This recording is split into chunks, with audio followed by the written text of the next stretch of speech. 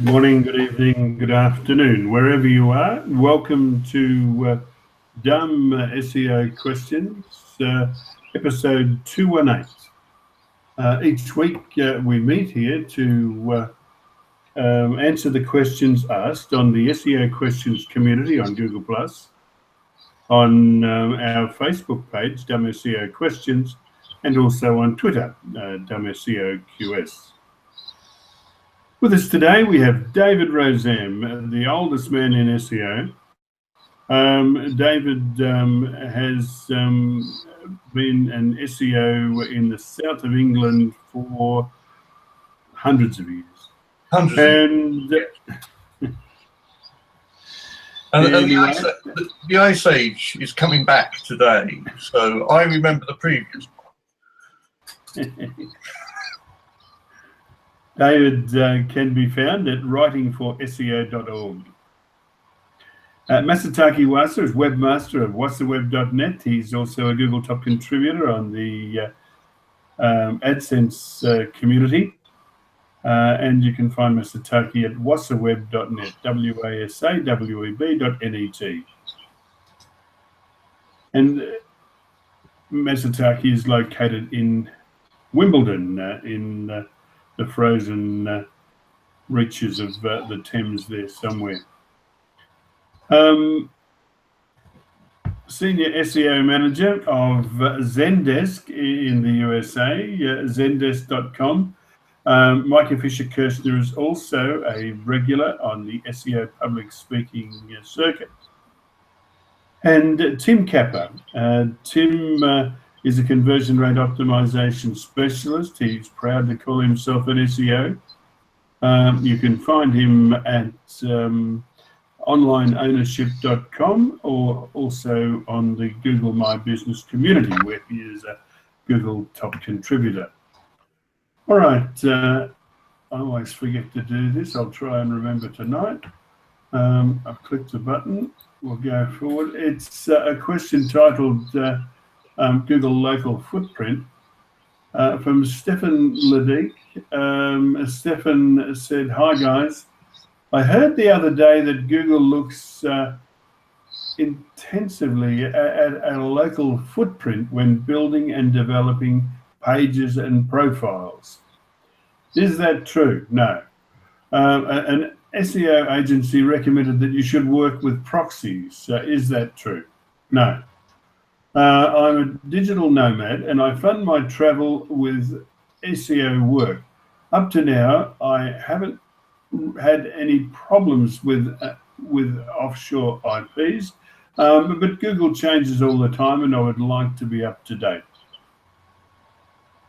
I shouldn't have interjected, but I just couldn't help myself.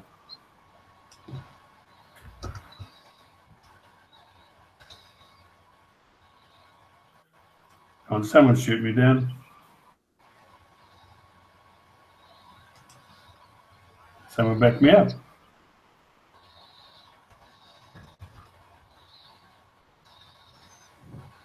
Is this thing on? Hello, testing, 1, 2, 3, 4. Are you awake there? Mm-hmm. I mean,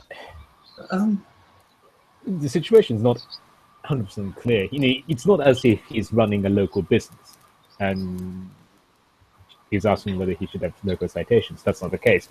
It seems as though he travels around and he does SEO work for other people, I would assume. In which case, it really shouldn't matter, does it? As you said, Jim. I can see how that could become problematic. If you're doing work for someone else, it doesn't really matter where you do that. But even if it was your own site, you know, I mean, if your profile is to be built on the actions of one user, it's really not much of a site, is it? No, I think it sounds as if there's it sounds as if someone's getting some different and unrelated ideas mixed together here. The local footprint suggests local SEO. The idea of where your IP address is suggests how personalized SERPs would feature. So, the results that Stefan sees in Google search or from Google search would be affected by his IP probably, but it's not going to mess up a client's local SEO. That seems. Yeah. Yeah, I don't think there's much more to say than that. I think there's just two ideas being messed up here. Yeah, fair enough. He's about to say something. He's winding himself up for a. Sorry, No, don't tell me you can't hear me. Can I anyone hear me? I was just. Hello. Okay, so anybody else with some comment for Stefan?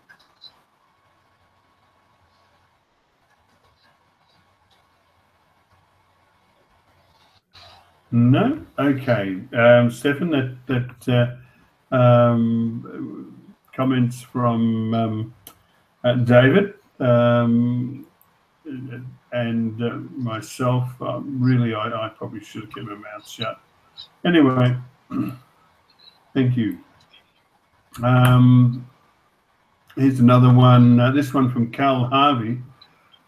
He said he has 26,295 links from Pinterest. He said, this has got to be one of the dumbest questions, but here goes.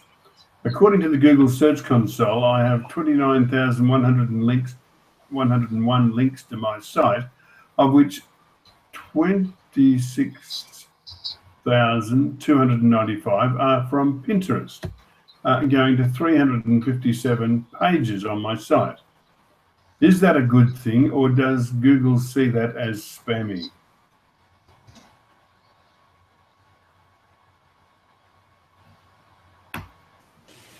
Yeah, I wouldn't worry about it.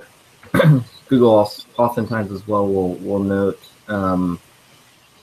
links into your profile that aren't followed, aka those that don't count, in terms of what factors into their algorithm. So that on its own, wouldn't worry about it. And then even if the links were followed, it doesn't necessarily mean that there's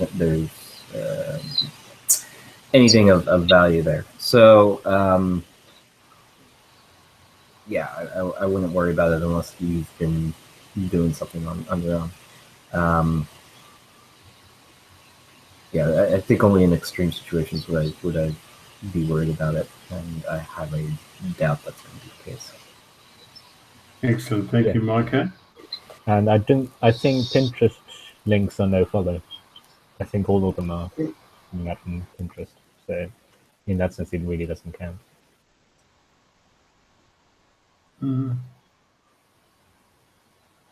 Yeah, I think they're all no follow. And the thing is, even if you've got a little Pinterest link on your page, that's what people are there going to do. They're going to off your pages.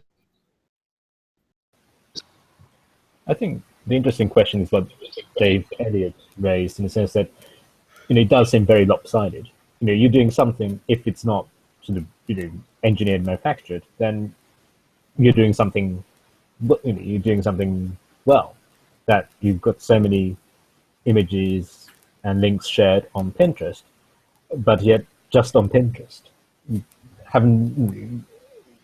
it hasn't spread to other platforms, other types of links. So I think that's the more interesting question, as it were. I think that's what Dave Elliott was alluding to in his answer. Yeah.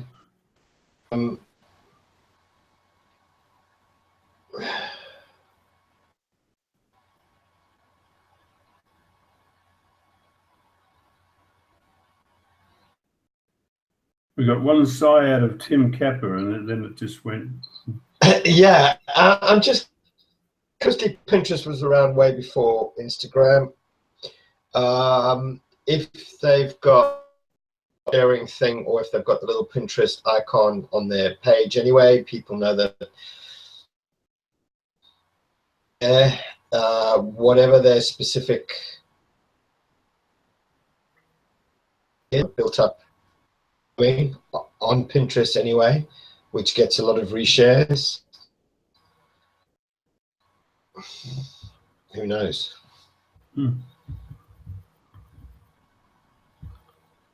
I see William Rock has joined us. William is an SEO from Kansas in the USA. All right, Carl Harvey, I hope you found that useful. To the next. Google search results don't display the number of results. I checked this, and as soon as I saw this, and I can see the results. I wonder if it's on mobile or something like that. He is talking about. Anyway, Neil Cheeseman wants to know if this is new or has he missed this before.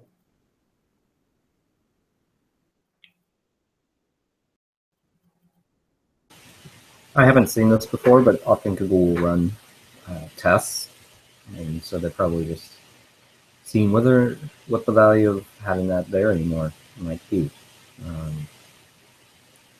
Hopefully they keep it, because I often use it as an SEO for determining a lot of things, but you never know. Yeah, I saw something the other week saying that Google had dropped it, but clearly it's here on a .co.uk search I just made. So yeah, it's the usual Google playing about with things for reasons of keeping accounts occupied, I think.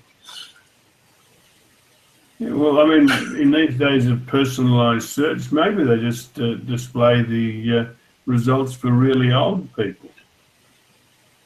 Well, that would explain why you're why you're seeing them. But as for myself, yeah, then I really do hope they keep it, because and they realize that there are some things that, well, maybe most users don't need for auditing purposes as an SEO, that it's actually really helpful to be able to tell me that they're, you know, if I've got a million, to give you an example, if I've got millions of pages and it's one section in the directory that's been indexed, and I can take a look to say, oh, this should not be indexed, or why is this one being indexed and not another? That's actually really helpful to audit.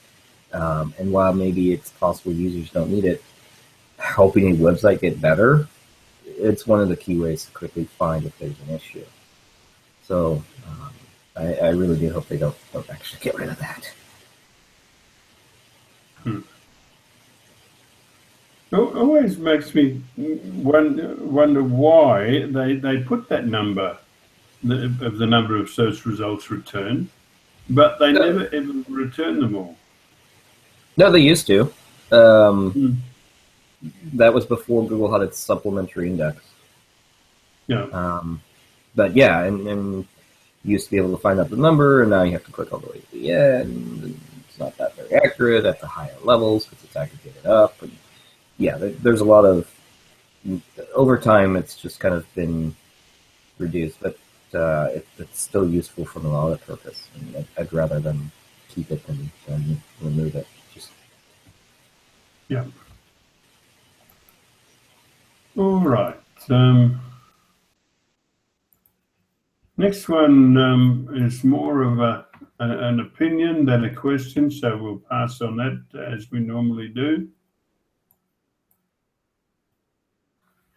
This one from David Ogletree. He said he's noticed a search engine results page with a very long description. He said, I've just seen a search engine results page where one of the organic results on an iPhone 6S Chrome had a very long description. It was 9 lines when all of the others had 3 or 4. Has anybody else seen this, and how would you get this?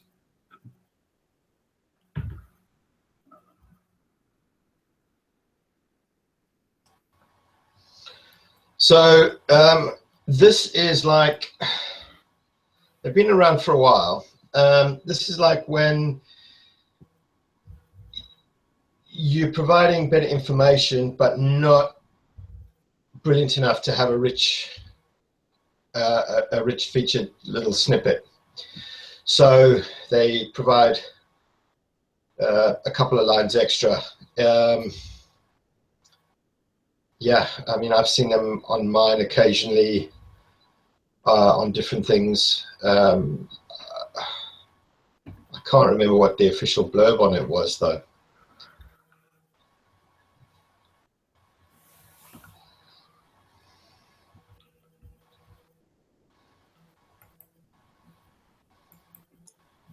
I've seen a couple of those results in a while, but I haven't really seen them too much lately. So, but it makes sense to him that they would have a little bit more kind of meat to that description.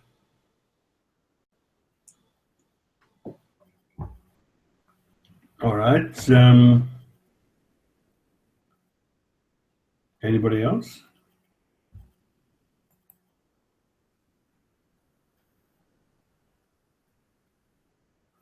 Okay. We're at the thank you for watching stage. Are there any other items of general business before we go?